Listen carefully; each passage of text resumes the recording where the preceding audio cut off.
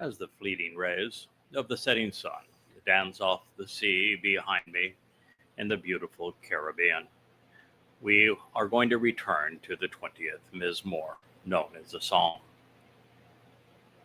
The opening line reads, a Mizmor or song of Dod. He would be David, the beloved, to the enduring conductor, his father. Yahweh wants to respond to you, choosing to provide answers for you in the day of trouble. He wants to lift you up so that you are unassailable in the name of the God of Jacob. From Zion and by means of the signs posted along the way, it is his will and his desire to reach out by dispatching and extending from his set-apart place a collaborator to assist you who is able to accomplish the task with the means to strengthen and to sustain you. His desire is to remember all of your contributions along with those of your branch, your means to ascend, and your way of withdrawal by the one accepted and anointed. Please pause now and contemplate what this means. He wants to give to you that which is in accord with your best judgment and fulfill everything you've advised and proposed, your conclusions and your counsel regarding the entire picture that you have painted. We shout for joy over your salvation in the name of our God by conspicuously lifting up this banner. Yahweh wants to satisfy and fulfill all of your requests and your expectations, your inquiries, and your questions. Concurrently now, I realize that at this very moment, that surely Yahweh will deliver, liberate, and enable salvation through his anointed Messiah. He has chosen to answer and to respond through him from his set-apart spiritual realm in the heavens, through the Gaborah, the characteristics of the most capable and courageous individual, the prominent and powerful leader who isn't afraid to fight for what is right.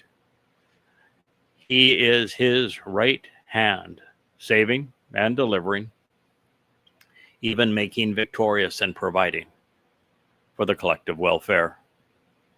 This is a Mizmor, or a Psalm, the 20th, statements 1 through 6. So now that we know the beginning, let's continue our review of the 20th Mizmor.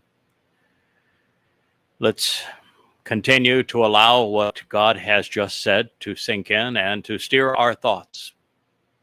And now that we've had a chance to catch our breath between episodes, we can affirm the previous renderings and resulting conclusions because, well, Dode goes on to sing, there are those in chariots, as well as those in high horsepowered swift-flying machines. But remember and proclaim the name of Yahweh our God. Once upon a time, before I knew enough to put the entire picture together, I would have thought that this was a reference to a time of war. But actually, the time of this particular revelation is the time of trouble. And while that is a time of war, and while there will be mechanized units and drones brought to bear against Israel, ultimately, the reference to chariots and to these horse-drawn machines are to what is going to happen between sunset and sunrise on Towrah, the 23rd and 24th of September, in year 6000 Yah, 2033. And it is then that we learn from Zechariah that there will be 4 chariots on that day, red, black, white, and dappled. The red chariot holds the Adamah Parah. He is this bloody red man of the earth who is especially productive, particularly on this day, he will be sacrificed, his body anyway, his bashar, of course not his soul. His soul is treasured by Yahweh and by the king who wrote these words.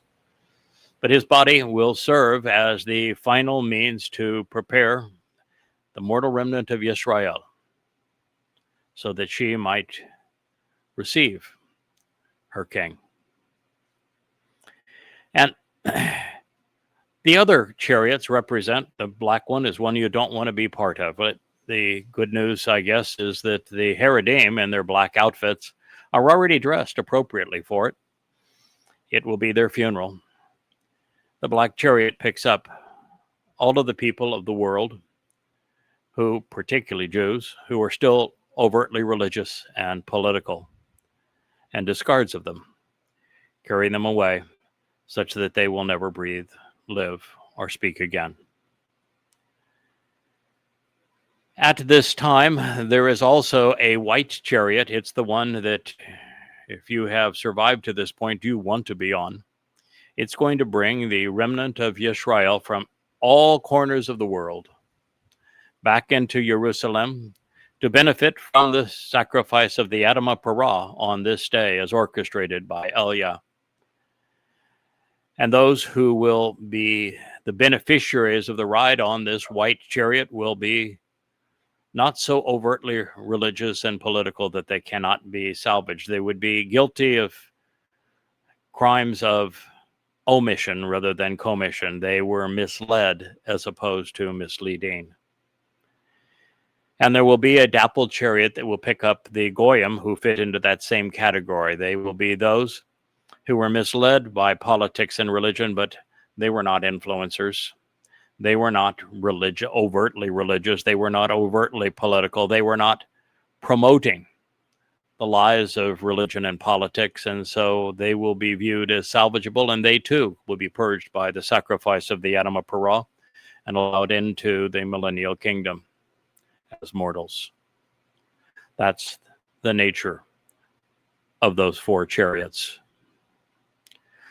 So it's important that you understand their purpose, their name, and that you know that they have been sent out of Shamaim, heaven, by God.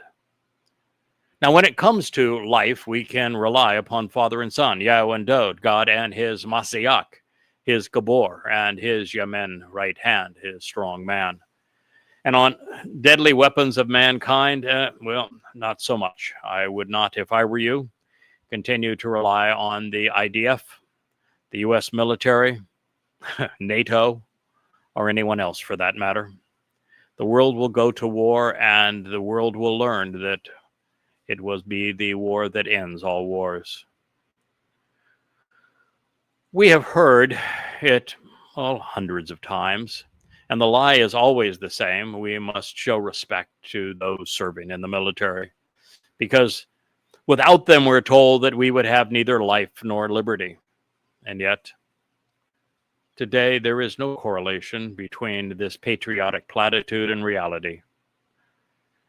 A nation's military investment is counterproductive. The enormous cost of supporting a massive armed force bankrupts a country and deprives everyone of their liberty, especially those who enlist. Doing so tends to cause nations to intervene in the affairs of others when they ought not. And it causes the unwary to trust men rather than God. Now, it hasn't always been this way. Circa 1000 BCE, Israel existed in a crucible of fire. She was surrounded and constantly harassed by the Egyptians, the Philistines, the Amalekites, the Moabites, and the Assyrians. Not unlike today with the Egyptians, Syrians, Palestinians, Jordanians, Saudi Arabians, Turks, and Iranians.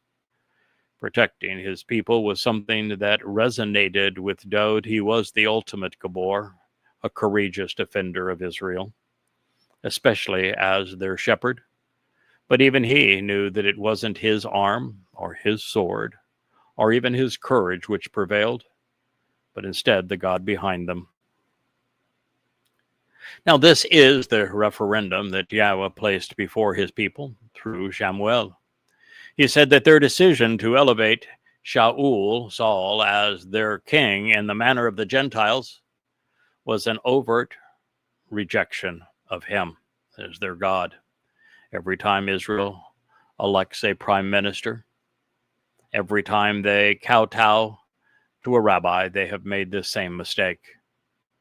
And with the brief, blessed, I should say, intermission with Dowd, who defended God's people so well, and for a brief time through Solomon, well, after that, it's all been downhill for Israel, and even for Yahudah after that. And that's a lesson God's people have never learned. Now, speaking of the divisive and unreliable things of men, the man of God, Dowd, proclaimed, well, they collapse and fall, making the miserable die, but we rise and we stand right. And we, apart from societal influences, then become witnesses, testifying to admonish some and sustain others. We provide clarification. Psalm 28. Yes, Dowd knows that a reliance on men, even those who fight to defend the nation, do not result in a favorable outcome. You know, I know there's people who think that the U.S. military here in America have somehow defended the nation's liberty, but that has really never been the case. They have never fought to defend American liberty, ever. The Germans and Japanese were not going to invade America, and no one else has. And when they actually fought over so briefly to oust the Brits, 2/3 of Americans actually wanted the royal government to remain in position. The taxation was exceedingly minimal, and the benefits were considerable. And so the American Revolution was not a popular uprising. And even in the War of 1812, when the Brits returned, the war was won not by the U.S. established military, but by free militias. And since that time, there really hasn't been an example where the U.S. military fought for American freedom.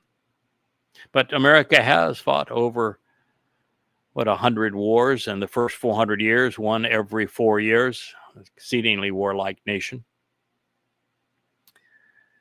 And yet, the military is the least free institution in the country. So apart from it, we can stand, we can rise, and apart from societal influences, we can become witnesses. But we must separate ourselves from religion and politics, societal influences, and militancy, conspiracy, if we wish to testify and sustain others on behalf of our God. Now, empires and institutions, nations and religions, well, they collapse and fall. It really is the history of belligerence. The history of man's civilizations is militarism, thievery, slavery, subjugating one's neighbors, conquests. It is really the history of gang mentality, something tragic after all. Humankind has the ability to be good or bad individually, but collectively, we're almost always bad. And the larger the institution, empire, or nation, the worse the tyranny becomes. So in the process, collectivized man makes life miserable. That's why I universally oppose Marxism and communism and socialism. I realize that, yes, those systems always fail because they supplant freedoms, innovations, opportunity, and they collectivize all decisions, and they eliminate individual and personal responsibility. So I recognize they're always fail. But the reality is that the larger the concentration of power, the worse people become. So I've always opted for less government, fewer interferences, fewer rules, more opportunity. And that is really what prevails. And so it is in the covenant of Yahowah that we can live, taking a stand on behalf of our God and on his people. Our lives are best lived and enjoyed when we disavow societal influences, particularly religion and politics, militarism and conspiracy, and we become witnesses. It's one of the reasons I speak out so vociferously of the likes of Charlie Kirk and Candace Owens and Tucker Carlson and the MAGAs of Trump. Religion is not the answer, it's the problem. And politics is never the answer. It's always the problem as well. And so I do not advocate for such things. I prefer to advocate on behalf of Yahowah, who despises politics and religion. So our testimony, if in sync with Yahowah's and consistent with fathers and sons, will admonish those who are overtly political and religious, while lifting up and helping those who are open to what God has to say. The more we know and trust Yahowah, the more likely it is that we will prevail. And in this regard, God's words are far mightier than the sword. On the morning of October 7th, 2023, I began to write an open letter to Israel. I concluded it within the week, and I posted it and I proclaimed it on several Yahowah blog episodes.